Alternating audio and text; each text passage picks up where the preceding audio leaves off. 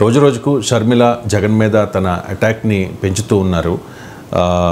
మరోవైపు ఒక ప్రచారం జరుగుతోంది సార్, జగన్ ఇండియా కూటమిలో చేరబోతూ ఉన్నారు, అందుకే షర్మిల ఈ అటాక్ చేస్తూ ఉన్నారు అని చెప్పి. జగన్ నిజంగా ఇండియా కూటమిలో చేరే అవకాశం ఉంటుంది అంటే ఈ స్పెక్యులేషన్ రావటానికి ముఖ్య కారణం ఇటీవల ఢిల్లీలో ఆయన నిరసనలు తెలిపినప్పుడు నేషనల్ ఇండియా కూటమికి చెందిన పార్టీస్ వాళ్ళ నాయకులు సమాజ్వాదీ పార్టీ, తృణమూల్ కాంగ్రెస్, అలాగే శివసేన ఉద్ధవ్ ఠాక్రే, జార్ఖండ్ ముక్తి మోర్చా, ముస్లిం లీగ్ ఇలాంటి ఇండియా కూటమి పక్షాలు హాజరయ్యాయి. అప్పటి నుంచి ఈ స్పెక్యులేషన్ మొదలైంది. అందులో స్టార్ అట్రాక్షన్ అంటే అఖిలేష్ యాదవ్. అఖిలేష్ యాదవ్ ఇండియా కూటమికి ఇవాళ రాహుల్ గాంధీ తర్వాత అంతటి ఇన్ఫ్లుయెన్షియల్ లీడర్. ఎందుకంటే ఉత్తరప్రదేశ్లో బీజేపీని కాంగ్రెస్తో కలిసి మట్టి కనిపించాడు. బీజేపీ కన్నా కూడా ఉత్తరప్రదేశ్లో సమాజ్వాదీ పార్టీకి ఎక్కువ సీట్లు వచ్చాయి. అందువల్ల ఇండియా కూటమిలో the most prominent personality Akhilesh Yadav. So అందువల్ల అఖిలేష్ యాదవ్ రావడము, ఇతర పార్టీల నాయకులు రావడము ఈ చర్చకు కారణమైంది. అయితే కేవలం ఇండియా కూటమి నేతలు వచ్చారా? ఇండియా కూటమిని బాగా వ్యతిరేకించే ఏడీఎంకే నాయకుడు తంబిదురై కూడా వచ్చారు. ఆయన తంబిదురై అయితే ఏకంగా ఆంధ్రప్రదేశ్ను తమిళనాడు పోల్చి చెప్పాడు. రెండు చోట్ల కూడా రాజకీయ ప్రత్యర్థులపైన దాడులు జరుగుతున్నాయని. తమిళనాడులో అధికారంలో ఉంది ఇండియా కూటమి. తమిళనాడులో ఇండియా కూటమి ప్రభుత్వమే అధికారంలో ఉంది.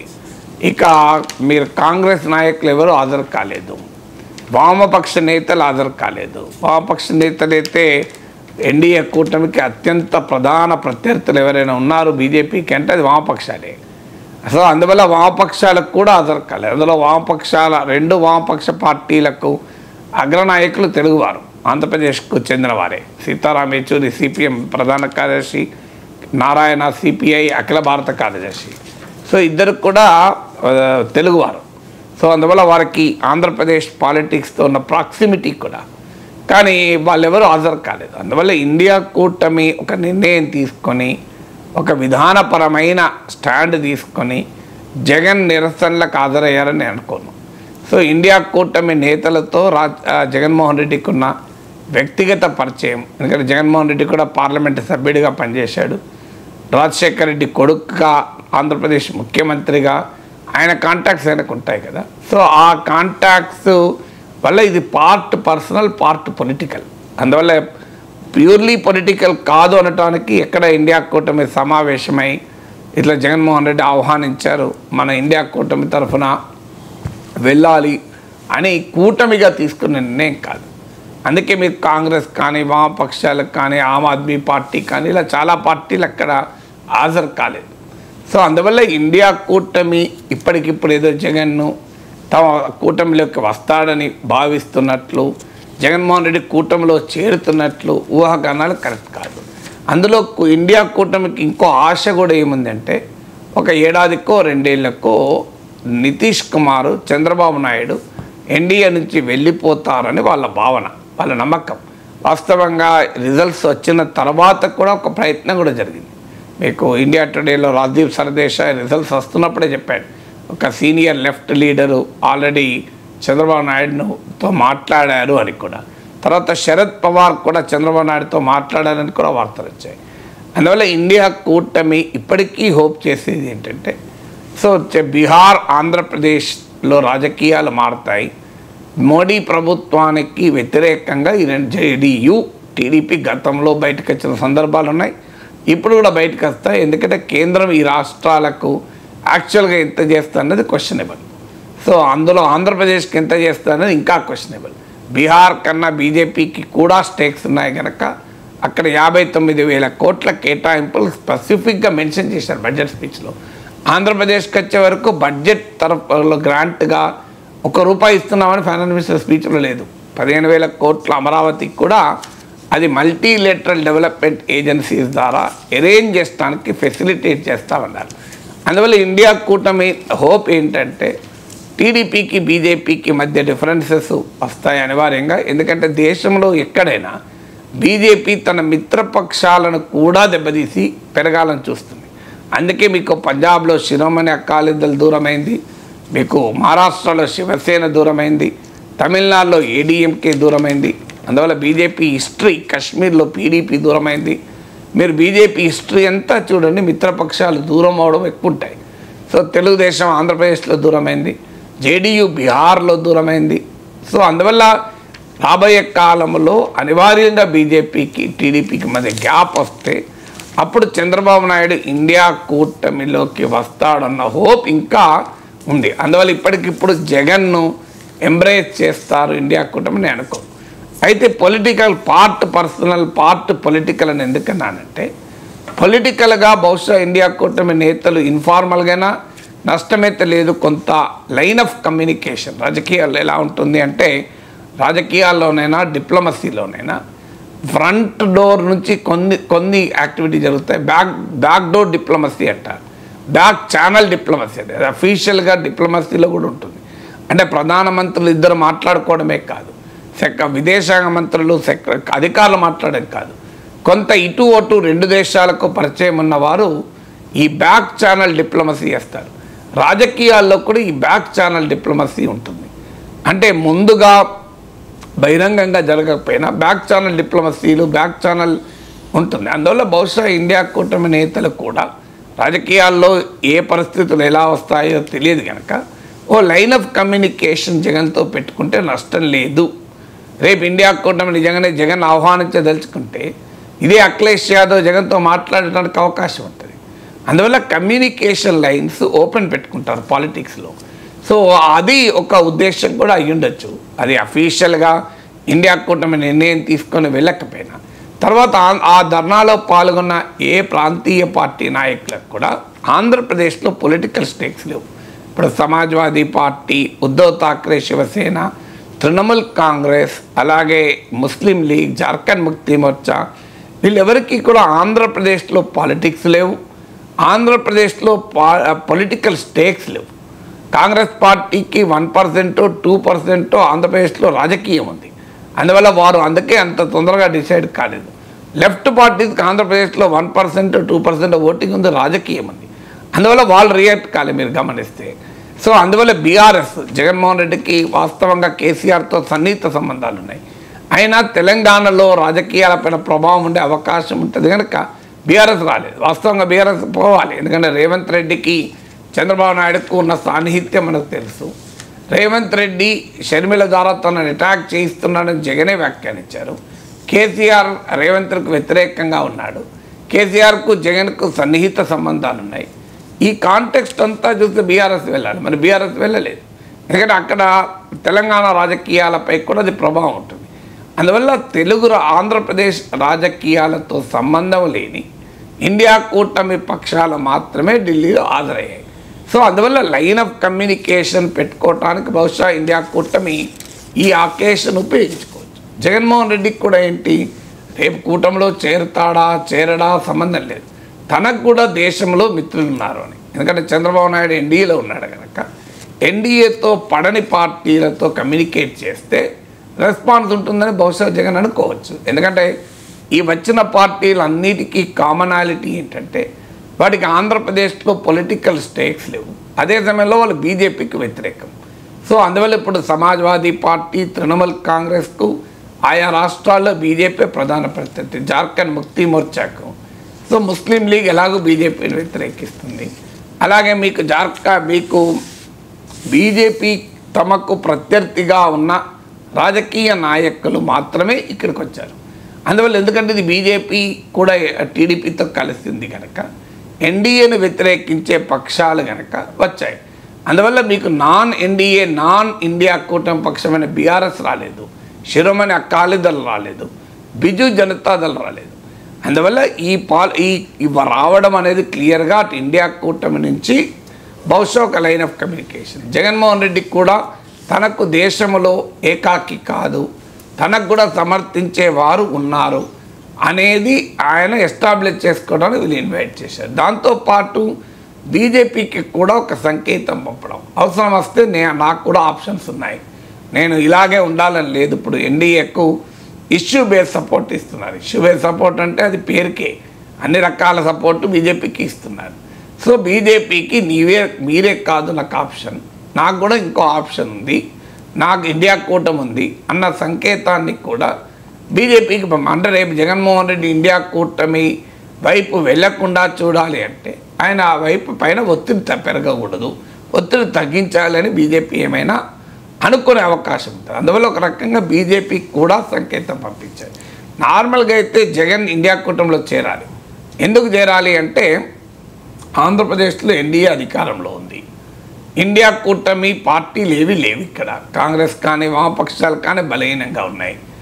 నాన్ ఎన్డీఏ నాన్ ఇండియా పార్టీలన్నీ బలహీనపడ్డాయి. మీరు గమనిస్తే వైఎస్ఆర్ కాంగ్రెస్, బిజు జనతాదళ్, ఏడీఎంకే, బీఆర్ఎస్, శిరోమణి అకాలీదళ్, ఈ 5 పార్టీలు కూడా నాన్ ఇండియా నాన్ ఎన్డీఏ పార్టీలు. ఇవన్నీ కూడా వీక్ అయ్యాయి మీరు గమనిస్తే ఎన్నికల్లో. అంటే భారత రాజకీయాల్లో రోజు రోజుకు పోలరైజేషన్ అవుతున్నాయి. ఇండియా కూటమి వైపు లేదా ఎన్డీఏ, ఈ 2 కూటమిలో లేకపోతే ప్రజలు యాక్సెప్ట్ చేయడం లేదు. అది ఇటీవల ఎన్నికల ఫలితాలు మనకు క్లాసిక్ ఎగ్జాంపుల్. అంటే ఆఖరి నిమిషంలో ఎన్డీఏలోకి వెళ్ళిన జేడీఎస్ లాభపడ్డది. ఆఖరి కూటమిలో ఇండియా కూటమిలోకి వెళ్ళిన పార్టీలు, ఇండియా కూటమిలో కూడా ఉన్న పార్టీలు లాభపడ్డాయి. మీకు అది మహారాష్ట్రలో శివసేన, ఎన్సీపీలు మీకు లాభపడ్డాయి. కానీ మీరు అజిత్ పవార్ దెబ్బతిన్నాడు చూడండి. సో అందువల్ల క్లియర్గా అర్థమవుతుంది, అటో ఇటో ఉంటేనే ప్రజలు యాక్సెప్ట్ చేస్తున్నారు. అటు ఇటు లేకపోతే ఇప్పుడు నేను చెప్పిన బీఆర్ఎస్, వైఎస్ఆర్ కాంగ్రెస్, బిజు జనతాదళ్, ఏడీఎంకే, శిరోమణి అకాలీదళ్, బహుజన్ సమాజ్ పార్టీ, ఇప్పుడు ఇన్ని పార్టీలు ఉన్నాయి దెబ్బతిన్న పార్టీలు. అందువల్ల జగన్మోహన్ రెడ్డి తన ఇంట్రెస్ట్ల రీత్యా కూడా ఇండియా కూటమి ఉండాలి. ఇప్పుడు ఎందుకంటే ఆయన దేశంలో సపోర్ట్ కావాలి. కానీ ఆయన ఎందుకుంటలేడు మనకు అందరికీ తెలుసు అది కూడా. ఎందుకంటే ఆయన పైన ఈడీ కేసులు, సిబిఐ కేసులు ఉన్నాయి. కోర్టులు కూడా వాటిని త్వరగా పరిష్కరించమని చెప్తున్నాయి. భారతదేశంలో నరేంద్ర మోడీ ప్రభుత్వానికి ఉన్న ప్రత్యేకత ఎలాంటి మొహమాటము లేకుండా ఈడీని, సిబిఐని వాడతారు. అది దేశంలో ఉన్న ప్రతిపక్ష నాయకులందరిపైన వాడారు. మీకు ఆమ్ ఆద్మీ పార్టీ కేజ్రీవాల్ నుంచి కేరళ ముఖ్యమంత్రి విజయన్, మా సిపిఎం ముఖ్యమంత్రి విజయన్, స్టాలిన్ నుంచి మమతా వరకు ఇలా కేంద్ర సంస్థలు వెంబడించని ప్రతిపక్ష పార్టీ లేదు. రాహుల్ గాంధీ నుంచి మొదలుకొని కవిత వరకు. సో ప్రతి ప్రతిపక్ష నేతన్ పైన సిబిఐ, ఈడీ, ఐటీ ఎవరెవరు పడ్డారు. మీరు అదే బీజేపీ లేదా బీజేపీ మిత్రపక్షాలతో ఇలాంటిది ఏమీ లేదు. సో అందువల్ల ఇది గమనించిన జగన్మోహన్ రెడ్డి ఏ రకంగా తాను కేజ్రీవాల్, హేమంత్ సోరెన్, కవితల అనుభవం చూశాక ఇప్పటికిప్పుడు ఆయన రాష్ట్రంలో చంద్రబాబు నాయుడుతో ఫైట్ చేయాలి, మళ్ళీ దేశంలో మోడీతో ఫైట్ చేయగలడా? సో అందువల్ల ఆయన ఈడీ కేసులు, సిబిఐ కేసులు ఉన్నాయి కనుక ఇండియా కూటమిలో ఇప్పటికిప్పుడు చేరడం అంటే ఒక రకంగా మోడీని సవాల్ చేయడమే. సో అందువల్ల ఆ నిర్ణయం ఆయన తీసుకోవడం లేదు. అందుకే ఇష్యూ బేస్డ్ సపోర్ట్ అంటున్నారు. బీజేపీ కూడా ఏంటంటే భవిష్యత్తులో ఎవరు అవసరం ఉంటుందో, ఇవాళ చంద్రబాబు నాయుడు అవసరం ఉండొచ్చు, రేపు జగన్ అవసరం ఉండొచ్చు అని వాళ్ళు లైన్ ఆఫ్ కాంటాక్ట్ పెట్టుకుంటున్నారు. అందుకే ఇటీవల స్పీకర్ ఎన్నికలో కూడా వైసీపీ మద్దతు అవసరం లేకపోయినా వాళ్ళు అడిగారు, వీళ్ళు ఇచ్చారు. సో అందువల్ల ఇప్పటికిప్పుడు ఇండియా కూటమి వెళ్ళకపోవటానికి కారణం అది.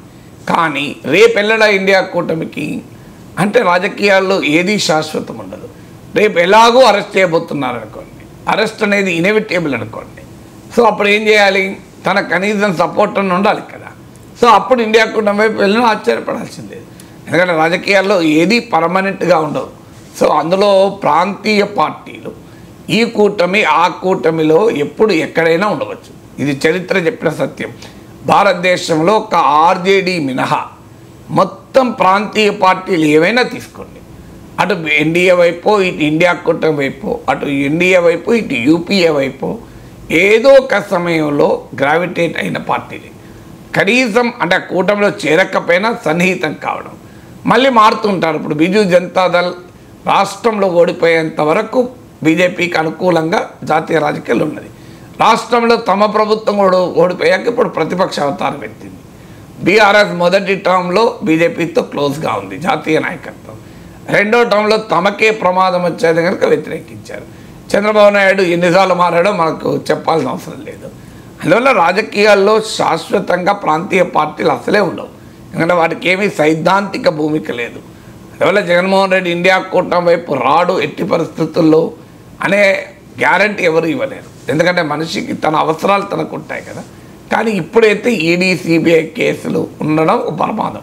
ఎందుకంటే నీకు ఇక్కడ ఇంకో పాయింట్ కూడా ఉంది. అరెస్ట్ అవుతారన్న భయం ఉండవచ్చు జగన్మోహన్ రెడ్డికి. ఎందుకంటే అంతకు ముందు కూడా జగన్మోహన్ రెడ్డి ఇప్పుడు ఇటీవల ఫలితాల తర్వాత కూడా ఒక స్టేట్మెంట్ ఇచ్చాడు, కష్టాలు నాకేమీ కొత్త కావు అని. అంటే క్లియర్గా మీరు జగన్మోహన్ రెడ్డి రిజల్ట్ తర్వాత మాట్లాడింది చూస్తే ఆయన అరెస్టును ఎక్స్పెక్ట్ చేస్తున్నట్టు క్లియర్గా కనబడుతుంది మనకు. సో అందువల్ల అరెస్ట్ అవుతే అప్పుడు గతంలో అరెస్ట్ అనడం లాభమైంది, ఎందుకంటే అప్పుడున్న రాజకీయ పరిస్థితులు ఆయనకు అనుకూలమైనవి.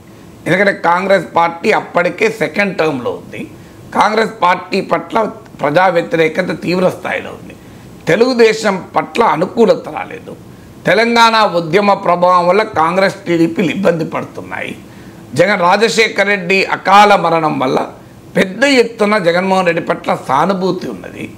ఈ సమయంలో ఆయన అరెస్ట్ అయ్యాడు. ఆ అరెస్ట్ అయినా కూడా ఆయనకు చెల్లి తల్లి తోడుగా ఉన్నారు. షర్మిల పాదయాత్ర చేశారు, ఆ తల్లి కూడా బహిరంగ సభల్లో మాట్లాడారు. ఇప్పుడు ఈ సానుకూల పరిస్థితులు ఏవి ఇప్పుడు లేవు. ఎందుకంటే ఇప్పుడు జగన్మోహన్ రెడ్డికి అనుకూలంగా ప్రభంజనం కాదు. ఇప్పుడు 2012 ఉప ఎన్నికల్లో టీడీపీ డిపాజిట్లు కోల్పోయింది. ఒక్క సీటు నాకు గుర్తున్నంత రామచంద్రపురం అనుకుంటారు, సుభాష్ చంద్రబోస్ సీటు మినహా అన్నీ గెలిచారు వైసీపీ.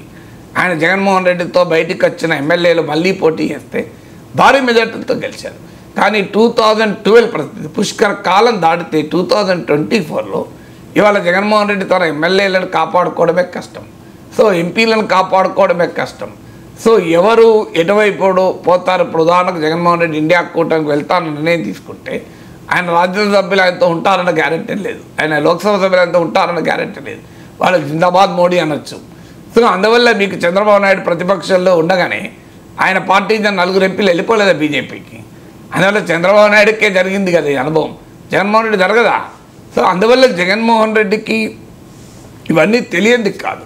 అందువల్ల రాజకీయాల్లో ఇప్పుడు అరెస్ట్ కనుక అయితే అప్పుడున్న సానుభూతి పరిస్థితులు లేవు, చెల్లి తల్లి సహకరించడానికి లేరు, భార్య పార్టీ పగ్గాలు చేపట్టి పాదయాత్ర ప్రజల్లోకి వెళ్తే ఎలా రెస్పాన్స్ ఉంటుందో తెలియదు, కూటమి 164 సీట్లతో అప్రతిహతంగా ఉంది. అందువల్ల ఆ రోజుకు ఈ రోజుకున్న రాజకీయ పరిస్థితుల్లో తేడా. ఇప్పుడు కొత్తగా ప్రభుత్వం అధికారంలోకి వచ్చింది, ప్రభుత్వం పట్ల చంద్రబాబు నాయుడు ప్రభుత్వం పట్ల వ్యతిరేకత లేదు. అందువల్ల ఇలాంటి ప్రతికూల రాజకీయ పరిస్థితుల్లో అరెస్ట్ అయితే ఆ సానుభూతి వస్తుందన్న గ్యారంటీ లేదు. ఎందుకంటే మన సానుభూతి చరిత్ర చూస్తే సానుభూతి ప్రతి సందర్భంలోనూ రాదు, రాజకీయ పరిస్థితులను బట్టి ఉంటుంది. అది దాడి కానీ అరెస్టులు కానీ ఏదైనా కానివ్వండి. ఇప్పుడు మీకు ఉదాహరణకు చంద్రబాబు నాయుడు అరెస్ట్ చేశారు, అది సానుభూతి ఉపయోగపడ్డది. ఎందుకు? అప్పటికే జగన్ పట్ల వ్యతిరేకత ఎమర్జ్ అయి ఉన్నది. కానీ మీరు గమనించండి, అలిపిరి ఘటన జరిగింది, అలిపిరి ఘటన జరిగినా చంద్రబాబు నాయుడు పట్ల సానుభూతి వచ్చే ఎన్నికలు గెలవలే. కారణం ఏంటంటే అప్పటికే వ్యతిరేకత వ్యక్తమైంది. అందువల్ల సానుభూతి అది అరెస్ట్ అయినా దాడి అయినా పొలిటికల్ కాంటెక్స్ట్లోనే ప్రభావం చూపుతుంది. అందువల్ల వెరీ ప్రతికూల పొలిటికల్ కాంటెక్స్ట్లో ఇప్పుడు జగన్ ఉన్నాడు. అందువల్ల ఈ సమయంలో అరెస్ట్ చేస్తే అరెస్ట్ అయితే సానుభూతి రాకపోగా ఆయన పార్టీ నిలబెట్టుకోవడం కూడా ఛాలెంజ్ అవుతుంది. సానుభూతి ఎప్పుడు వస్తుంది? మళ్ళీ చంద్రబాబు నాయుడు ప్రభుత్వం పట్ల అసంతృప్తి పెరిగితే అప్పుడు జగన్కు సానుభూతి వస్తుంది, అప్పటిదాకా రాదు. సో అప్పటిదాకా ఆయన పార్టీని కాపాడుకోవాలి, పార్టీని నిలబెట్టుకోవాలి. అందువల్ల ఈ ఛాలెంజెస్ ఉన్నాయి కనుక ఆయన స్టేటస్ కోనే ప్రిఫర్ చేస్తాడు. స్టేటస్ కో అంటే ఏంటి? ఇండియా కూటమిలో ఉండడు, ఎన్డీఏలో ఉండడు, బీజేపీకి ఇష్యూ బేస్డ్ సపోర్ట్ పేరిట సపోర్ట్ ఇస్తూ ఉంటాడు, ఇండియా కూటమి నేతలతో ఆ లైన్ ఆఫ్ కమ్యూనికేషన్ పెట్టుకొని ఉంటాడు, అవసరాన్ని బట్టి అవకాశాలను బట్టి నిర్ణయం తీసుకుంటాడు.